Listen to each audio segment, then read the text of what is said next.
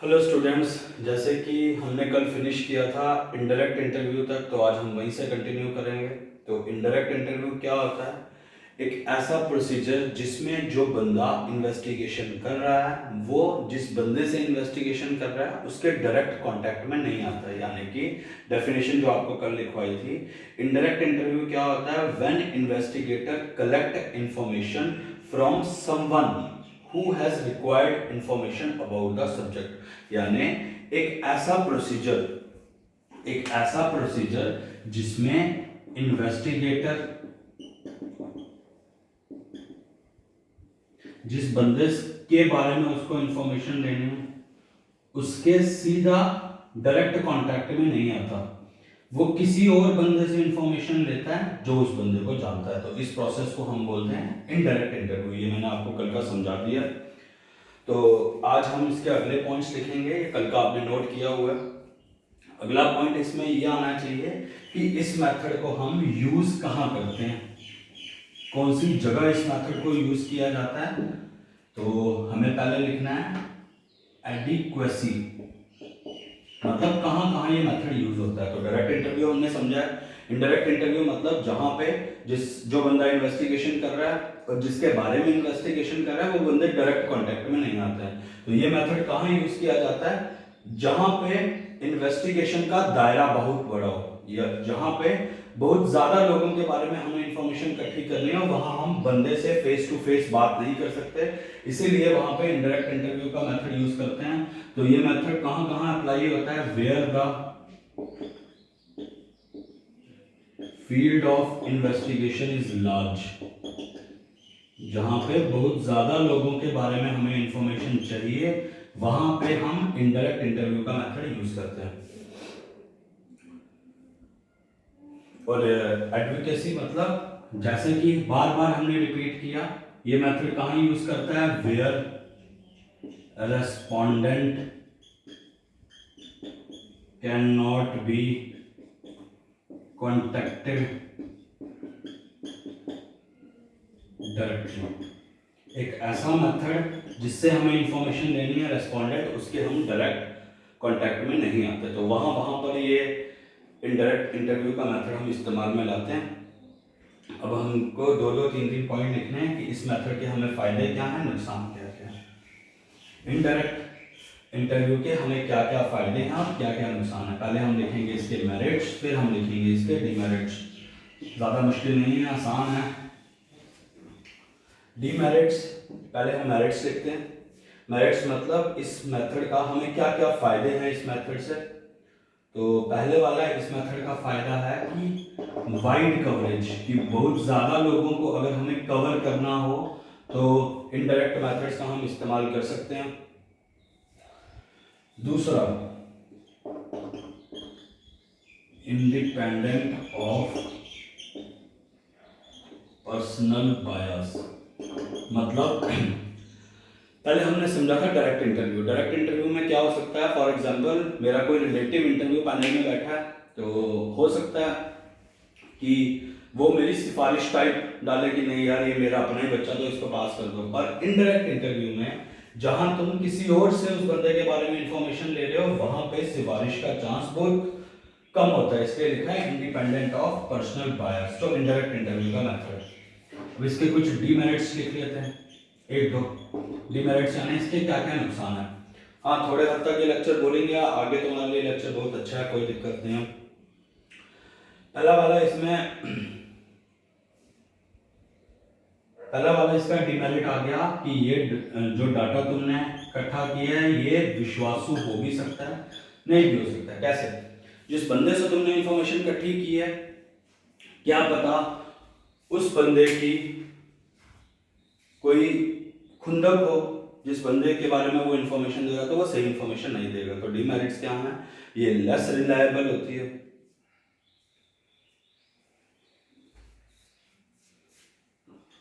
और lack of uniformity. Lack of uniformity, uniform मतलब होता है सेम सेम।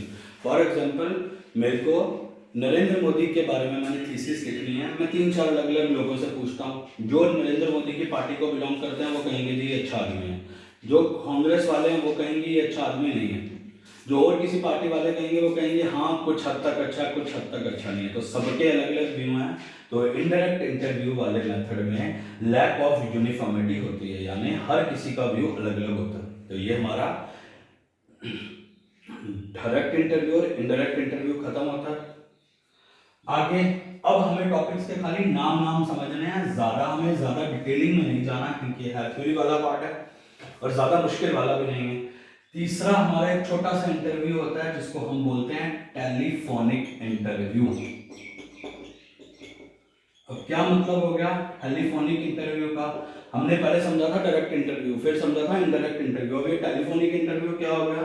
टेलीफोनिक इंटरव्यू का मतलब हो गया अगर मैंने किसी बंदे का इंटरव्यू लेना है, पर मैं उससे बात कैसे करूंगा? फोन के थ्रू। सिर्फ खाली उसको कॉल कर रहा हूं और बोलूंगा जी मुझे आपके बारे में ये चीज जाननी है तो आप मेरे को बता दीजिए। तो क्या मेथड हो गया टेलीफोनिक इंटरव्यू? टेलीफोनिक इंटरव्यू मतलब मेरे को जिस बंदे के बारे में इंफॉर्मेशन चाहिए मैं उससे फोन के थ्रू बात कर रहा हूँ। तो सबसे पहले हमने ये बात याद रखनी है, इसको हम बोलते हैं डोमिनेटेड मेथड। डोमिनेटेड मेथड मतलब ज्यादातर ये मेथड इस्तेमाल में लाया जाता है क्योंकि सस्ता है, खाली फोन करना है बंदे को और उसके बारे में उससे बात कर लेनी है। इस मेथड में क्या होता है?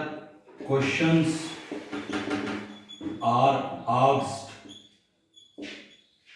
On telephone. फोन पे बात की जाती है, फोन में क्वेश्चन पूछे जाएंगे। कौन पूछेगा, किससे पूछेगा? इन्वेस्टिगेटर पूछेगा।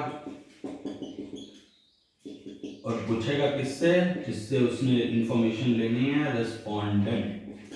बस सिंपल एंड साउंड, कोई दिक्कत नहीं है, आसान है, मुश्किल नहीं है, हम आराम से कर सकते हैं। तो आज हमारा यहाँ तक हमने हिसाब किताब किया, तो हमें बेसिक समझ आ गया कि इंटरव्यू मेथड किस किस टाइप के हो सकते हैं। अब कुछ छोटी मोटी चीज़ें हैं जो आपको मैं समझाने की ट्राई करूँगा। देखो यहाँ तक मैं मिटा रहा हूँ, ये हमारे इंटरव्यू वाले सारे मेथड हो गए, पर इंटरव्यू से और भी क्वेश्चन आ सकते हैं। जैसा कि पहले आ गया, ये नोट में डाल के लिखना, ये इंटरव्यू की कोई प्रॉपर टाइप नहीं है, फिर भी इनसे क्वेश्चन बनता है, स्ट्रक्चर्ड इंटरव्यू।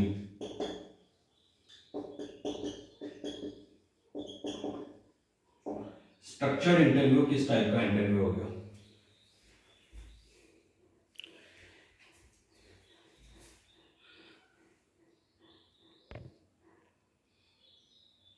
स्ट्रक्चर्ड इंटरव्यू किस टाइप का इंटरव्यू हो गया? एक ऐसा इंटरव्यू जिसमें हमने किसी बंदे से क्वेश्चन पूछने हैं, पर वो क्वेश्चंस पहले से हम डिसाइड करके जाएंगे। फॉर एग्जांपल, जैसे आज कोई बड़ा पॉलिटिशियन आपकी अदालत में आ रहा है, तो जो आपकी अदालत का एंकर है वो उससे जो क्वेश्चन पूछने हैं वो पहले से ही लिख के लाएगा कि मैं इस बंदे से यही क्वेश्चन पूछूंगा। तो स्ट्रक्चर्ड इंटरव्यू किस टाइप का इंटरव्यू हो गया? एक ऐसा इंटरव्यू जिसमें जिस बंदे ने क्वेश्चन पूछने हैं वो पहले से क्वेश्चन डिसाइड करके लाता है कि मैंने सामने वाले से यही के क्वेश्चन पूछने, कोई एक्स्ट्रा क्वेश्चन नहीं पूछने। तो स्ट्रक्चर्ड इंटरव्यू के बारे में हमने खाली एक लाइन में समझना है। स्ट्रक्चर्ड इंटरव्यू क्या होता है? एक ऐसा इंटरव्यू जहां पे predefined questions are there, जहां पे पहले से क्वेश्चन डिसाइड किए जाएंगे कि अगर मैं सामने वाले का इंटरव्यू लूंगा तो मैं क्या क्या क्वेश्चन पूछूंगा। उस टाइप के इंटरव्यू को हम बोलते हैं स्ट्रक्चर्ड इंटरव्यू, जहां पे पहले से क्वेश्चन डिसाइड है कि मैंने इस बंदे से क्या पूछना है। सेकंड वाला यानी अनस्ट्रक्चर्ड इंटरव्यू। अनस्ट्रक्चर्ड इंटरव्यू क्या हो गया? एक ऐसा इंटरव्यू जिसमें तुमने पार्टिसिपेंट से कोई भी तरह का क्वेश्चन पूछ सकते हो। फॉर एग्जांपल, अगर तुम जैसे सब इंस्पेक्टर के इंटरव्यू के लिए जाते हो तो हो सकता है वो तुम्हें कोई करंट अफेयर का क्वेश्चन पूछ ले, हो सकता है कि कोई तुम्हें अकाउंट्स के रिलेटेड कोई क्वेश्चन पूछ ले, हो सकता है तुम्हें कोई स्टैटिक्स का क्वेश्चन पूछ ले। तो एक ऐसा इंटरव्यू जिसमें पहले से क्वेश्चन डिसाइडेड नहीं है, कंडीशन के बेस पे इंटरव्यू पैनल की मर्जी के हिसाब से वो क्वेश्चन पूछ सकते हैं। तो इसके बारे में हम एक लाइनर में लिख देंगे जिसमें system of predefined question are not followed. मतलब इसमें पहले से क्वेश्चन मैंने डिसाइड करके रखे होंगे कि मैं क्या क्वेश्चन पूछूंगा।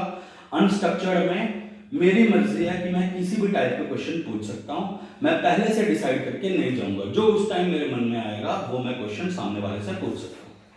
तो एक लास्ट इंटरव्यू वाले से एक लास्ट क्वेश्चन जो तुम्हारा बन सकता है, इसको हम बोलते हैं क्लिनिकल इंटरव्यू।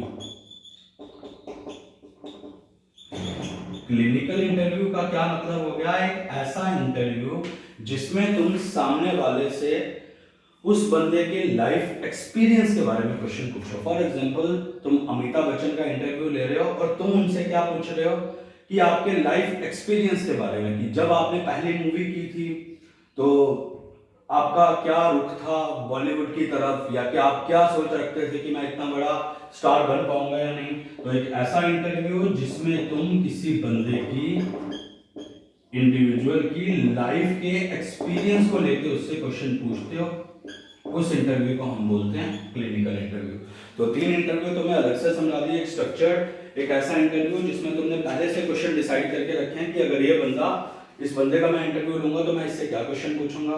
अनस्ट्रक्चर्ड यानी जिसमें क्वेश्चन पहले से डिसाइडेड नहीं है, इंटरव्यू पैनल अपनी मर्जी से कंडीशन के हिसाब से क्वेश्चन पूछ सकता है। क्लिनिकल इंटरव्यू मतलब एक ऐसा इंटरव्यू जिसमें किसी बंदे की लाइफ के एक्सपीरियंस के बेसिस पे तुम उससे क्वेश्चन पूछ लो। ओके, आगे चलते हैं। तो ये हमारे 2 मेथड पूरे खत्म हो गए। एक तो हमने बोला था ये 2 मेथड प्राइमरी के मेथड में बता दिए, एक जो साइंटिफिक मेथड लेबोरेटरी वाला और एक दूसरा इंटरव्यू मेथड। आज हम आगे चलेंगे, अगला मेथड समझेंगे।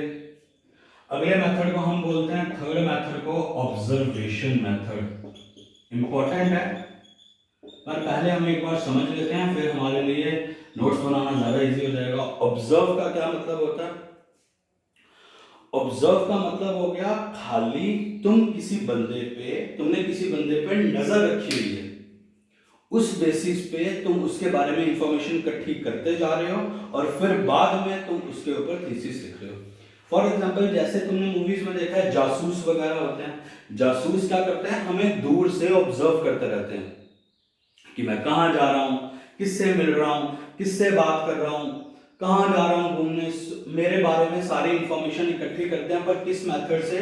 वो दूर से मेरे को ऑब्जर्व करते रहते हैं। तो ऑब्जर्वेशन मेथड का मतलब है कि अगर तुम्हें किसी बंदे के बारे में कहानी लिखनी है, स्टोरी लिखनी है, तो तुम उस बंदे को दूर से ऑब्जर्व कर करके कि कैसे रिएक्ट कर रहा है, क्या कर रहा है, क्या नहीं कर रहा है, वो चीजें देख के तुम उसके बारे में थीसिस लिख सकते हो। तो डेफिनेशन में भी तो मैं क्लियर हो जाएगा। ऑब्जर्वेशन वर्ड हमने बचपन से समझा है। तो ऑब्जर्वेशन मेथड बिल्कुल सिंपल है। जब तुम किसी बंदे को ऑब्जर्व करते हो दूर से, तो मैं डेफिनेशन लिख रहा हूं, वहां से भी समझा दूंगा। Data from the field is collected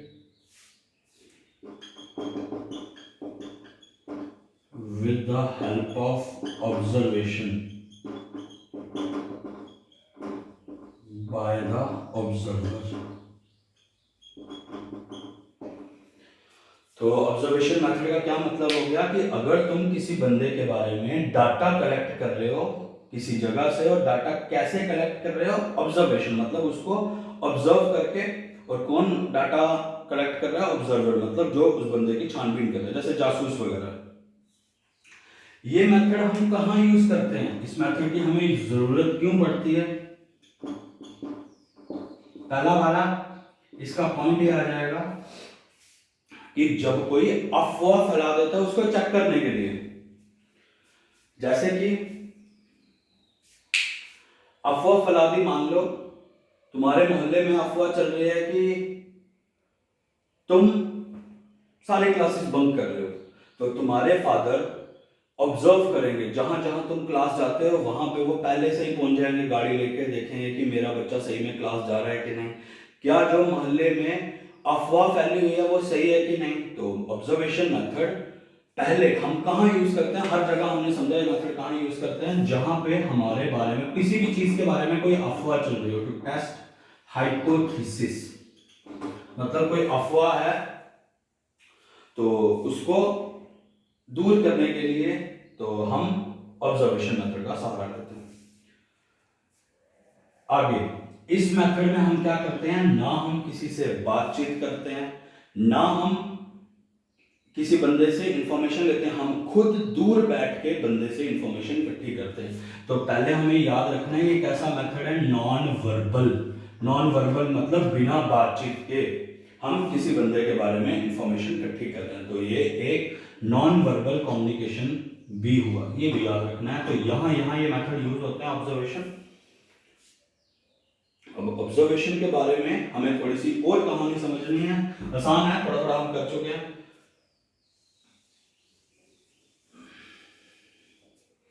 observation method की क्लासिफिकेशन मतलब कितने टाइप के होते हैं। पहले वाला आ गया स्ट्रक्चर्ड, सेकंड वाला आ गया अनस्ट्रक्चर्ड,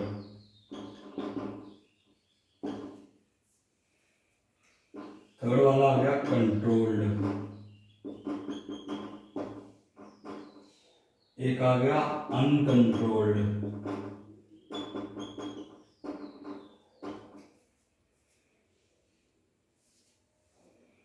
और इसमें दो आते हैं, आगे दो मेथड हैं, जगह नहीं है इसलिए यहां लिख रहा हूं। एक आ गया कंप्लीट ऑब्जर्वर, बिल्कुल सिंपल है, 5 मिनट में समझा दूंगा। एक हम बोलते हैं ऑब्जर्वर पार्टिसिपेंट। तो हमें ये अच्छे से समझनी है ये क्या कहानी है। ऑब्जर्वर मेथड के अलग अलग टाइप मैंने डिफाइन किए हैं। ऑब्जर्वर मेथड के अलग अलग टाइप, पहले हम एक टाइप का मेथड है स्ट्रक्चर्ड ऑब्जर्वेशन मेथड। ऑब्जर्वेशन का क्या मतलब है, किसी बंदे के बारे में अगर हमें इंफॉर्मेशन चाहिए तो हम दूर से उसको ऑब्जर्व करेंगे, परखेंगे कि वो कैसे कैसे काम करता है। इसमें पहला आ गया स्ट्रक्चर्ड। स्ट्रक्चर्ड का मतलब मैंने तुम्हें पहले भी बताया इंटरव्यू में, यहां एक बार फिर से बता देता हूं। स्ट्रक्चर्ड मतलब जिस बंदे को मेरे को ऑब्जर्व करना है, स्ट्रक्चर में हम देखेंगे हमें उसकी क्या क्या चीज ऑब्जर्व करनी है। पहले से घर से डिसाइड करके जाएंगे, हमें उसके कपड़ों को ऑब्जर्व करना, हमें उसके शूज को ऑब्जर्व करना, हमें उसके हेयर स्टाइल को ऑब्जर्व करना, हमें उसकी आईज को ऑब्जर्व करना। तो स्ट्रक्चर मतलब जब हम पहले से ही घर से डिसाइड करेंगे कि हमने किस किस चीज को ऑब्जर्व करना है, उसको हमने बोल दिया स्ट्रक्चर्ड मेथड। अनस्ट्रक्चर्ड का क्या मतलब है, जब हम ऑन द स्पॉट ये देखेंगे कि बंदा क्या कर रहा है क्या नहीं, ऑन द स्पॉट जो जो वो चीजें कर रहा है उसको हम ऑब्जर्व करेंगे, उस मेथड को बोल दिया अनस्ट्रक्चर्ड। ये मतलब पहले से डिसाइड करके जाएंगे किन किन चीजों को ऑब्जर्व करना है, ये ऑन द स्पॉट जैसी कोई कंडीशन होगी। थर्ड आ गया कंट्रोल्ड ऑब्जर्वेशन। कंट्रोल्ड का क्या मतलब हो गया कि हमने अपने हिसाब से चीजों को कंट्रोल में रखा है और फिर भी कोई हमें ऑब्जर्व कर रहा है। जैसे कि आपने बड़ा फेमस शो देखा है बिग बॉस। बिग बॉस में क्या होता है, कंट्रोल्ड कंडीशंस होती है, यानी उस बिग बॉस के घर में आपको कुछ प्रॉपर सामान मिलेगा, उसी में आपको एडजस्ट करना पड़ेगा। आप अपने घर से सामान नहीं मंगवा सकते, बाहर नहीं जा सकते, बाजार वगैरह, ऐसी चीजें कंट्रोल्ड कंडीशंस में, और कोई ना कोई आपको ऑब्जर्व कर रहा है। जैसे बिग बॉस आपको ऑब्जर्व कर रहा है तो वो ऑब्जर्वेशन मेथड हो गया, पर किस टाइप का, कंट्रोल्ड। अनकंट्रोल्ड हो गया कि तुम किसी बंदे को ऑब्जर्व कर रहे हो पर कोई फिक्स कंडीशन नहीं है, अपने हिसाब से चीजें चल रही हैं। यहां पे कंडीशन फिक्स है कि कोई कैमरे लगे हुए हैं, कैमरे तुमको देख रहे हैं, उसी के हिसाब से तुम्हें रिएक्शन देना। अनकंट्रोल्ड मतलब कि तुम किसी बंदे को ऑब्जर्व कर रहे हो विदाउट कैमरा, ऐसे ही आराम से उसको देख रहे हो, उसको भी नहीं पता कि कोई मेरे को ऑब्जर्व कर रहा है। पांचवा आ गया कंप्लीट ऑब्जर्वर। ये थोड़ा सा जासूसी वाला हिसाब किताब है। ऑब्जर्वेशन यानी तुमने किसी के बारे में इंफॉर्मेशन इकट्ठी करनी है। कंप्लीट ऑब्जर्वर यानी तुम खाली दूर से उस बंदे के बारे में इंफॉर्मेशन इकट्ठी कर रहे हो। ऑब्जर्वर पार्टिसिपेट यानी तुमने किसी गैंग के बारे में इंफॉर्मेशन इकट्ठी करनी है तो तुम उस गैंग में खुद मिल जाते हो, तुम उसका पार्टिसिपेंट भी हुए और उसके बारे में ऑब्जर्व भी कर रहे हो कि ये गैंग कैसे कैसे काम करता है। कंप्लीट ऑब्जर्वर यानी तुम खाली दूर से ऑब्जर्व कर रहे हो, तुमने अपना कोई बंदा उस गैंग में भेज दिया, तुम खाली उसकी गतिविधियां देख रहे हो। ऑब्जर्वर पार्टिसिपेंट यानी तुम खुद भी पार्टिसिपेट कर रहे हो और खुद ही इंफॉर्मेशन इकट्ठी कर रहे हो। तो that's all for today, thank you. इसका अगला पार्ट हो सकता है शाम को आ जाए या कल देखेंगे। तो दैट्स ऑल फॉर टुडे। आप अपने नोट्स प्रॉपर तरीके से बनाते रहो please. Thank you for today.